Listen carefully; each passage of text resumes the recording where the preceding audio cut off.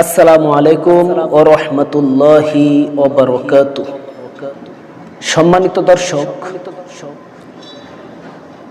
ইতিমধ্যে সোশ্যাল মিডিয়ার মাধ্যমে শুধু বাংলাদেশ নয়, বিশ্বের প্রত্যেকটি মুসলিম কান্ট্রির ভিতরে আলোচনায় রয়েছেন যে বিষয়টি আমাদের কিশোরগঞ্জের গর্ব, আমাদের পুরো বাংলাদেশেরই অহংকার, তালপাহাড়ে তা নবীর আজাল্লে খলিফা হযরত মাওলানা আতাহার আলী রহমাতুল্লাহি আলাইকে নিয়ে ফজলুর রহমান নামের এক ব্যক্তি কুরুচিপূর্ণ বক্তব্য রেখেছেন। আল্লামা আতাহার আলী রহমাতুল্লাহি আলাই ওনার নাতি মাওলানা আতাউর রহমান খান রাহিমাহুল্লাহ, ওনার সাথে আপনারা আরো সহজে চিনবেন জাগ্রত কবি মুহিব খানের আব্বা মাওলানা আতাউর রহমান খান, উবাইদুর রহমান খান নদভী হুজুরের আব্বাজান মাওলানা আতাউর রহমান খান রহমাতুল্লাহি আলাই ওনার সাথে নির্বাচন করেছিলেন ফজলুর রহমান, অ্যাডভোকেট ফজলুর রহমান। এই জারজের ফুলা, নাস্তিকের বাচ্চা নাস্তিক,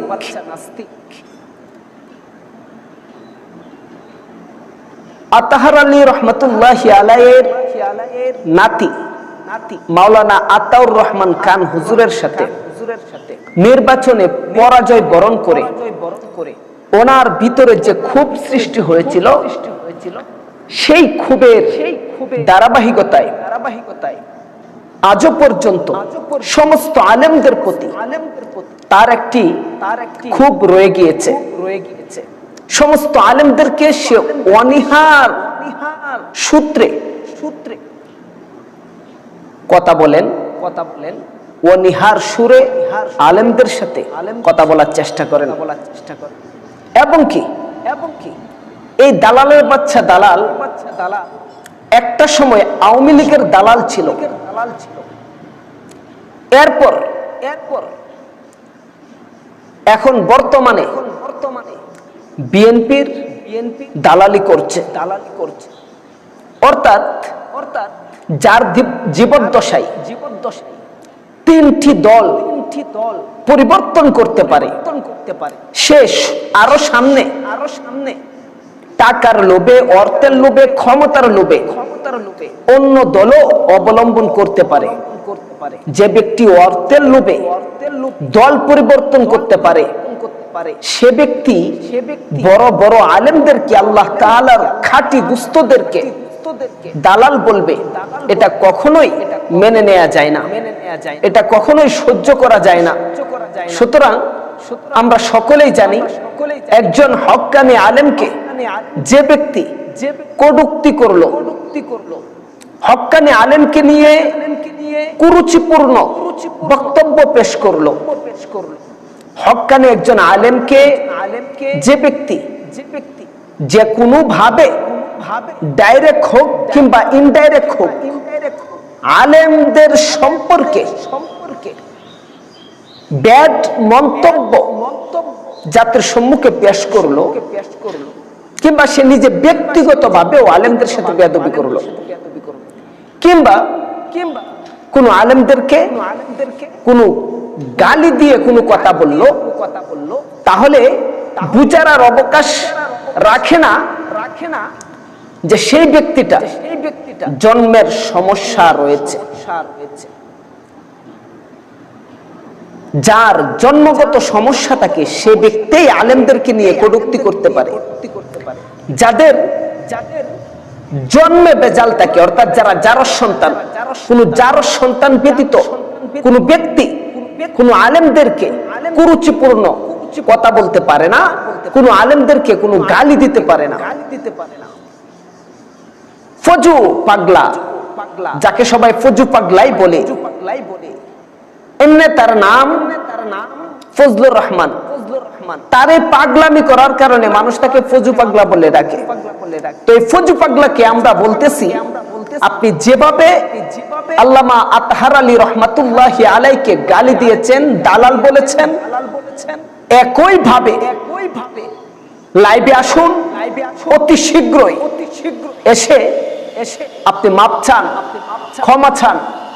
যদি জাতির সম্মুখে আপনি মাপ না চান, তাহলে আগামী কাল শুক্রবার শহীদ মসজিদের সম্মুখে সমস্ত উলামায়ে কেরাম যে পদক্ষেপ নিচ্ছেন, সেই আন্দোলন থেকে আপনাকে বাংলাদেশের সমস্ত মানুষ একত্রিত হয়ে এমন ভাবে অবাঞ্ছিত ঘোষণা করবে যে বাংলাদেশের দাঁড়াবার মতো, কথা বলা তো দূরের কথা, আপনি দাঁড়ানোর মতো কোনো অস্তিত্ব আপনার রাখবে না। বাংলাদেশ দেশেই আপনাকে অবাঞ্ছিত ঘোষণা করে আপনার মনোনীত দেশ, যে দেশের রাজাকারী দালালে আপনি করেন, ওই সমস্ত ইসরায়েলদের দেশে আপনাকে প্রেরণ করা হবে। সুতরাং উদারত আহ্বান জানাচ্ছি, আপনি আমার কিশোরগঞ্জের সন্তান, আপনার প্রতি মায়া সম্মানবোধ বলতে কিছু আমাদের ভিতরে রয়েছে।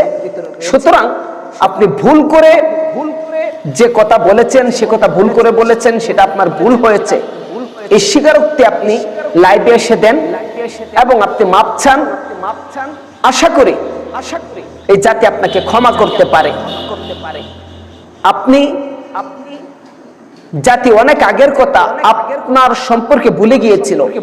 এবার আপনি নির্বাচনে হয়তো বিজয়ী হতে পারতেন, কিংবা আপনি দাঁড়াতে পারতেন, কিন্তু আল্লামা আতহার আলী রহমাতুল্লাহি আলাইহিকে নিয়ে আপনি যে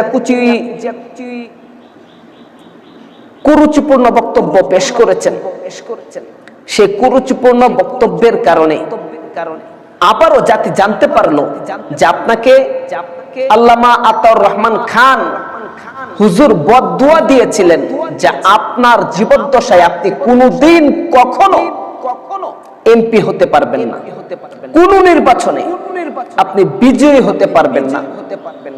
এটা যে সমস্ত ইয়াং জেনারেশন, নতুন প্রজন্ম জানতো না, আপনার বেয়াদবি করার কারণে, আপনার অজন্মার পরিচয় আবার জাতিকে দেওয়ার কারণে আপনার প্রতি সেই বদদুয়ার রাশ আবার জাতির সম্মুখে ফিরে ফুটে উঠেছে। সুতরাং আপনি তাড়াতাড়ি ক্ষমা চান। যদি ক্ষমা না চান, আগামীকাল কিশোরগঞ্জ শহীদ মসজিদের সম্মুখে যে আন্দোলন গড়ে তুলবে ওলামায়ে কেরাম, ধর্মপ্রাণ মুসলমান, এই আন্দোলনকে রুখে দেওয়ার সাধ্য কারো হবে না। সুতরাং যদি বাঁচতে চান, রাজনীতির বাংলাদেশে রাজনীতি করতে চান, তাহলে অতি দ্রুত আগামীকাল শুক্রবার সকালে সূর্য ওঠার আগে লাইভে এসে জাতির সম্মুখে আপনি ক্ষমা চান, নয়তো আপনার অস্তিত্ব বাংলাদেশে খুঁজে পাওয়া যাবে না ইনশাআল্লাহ।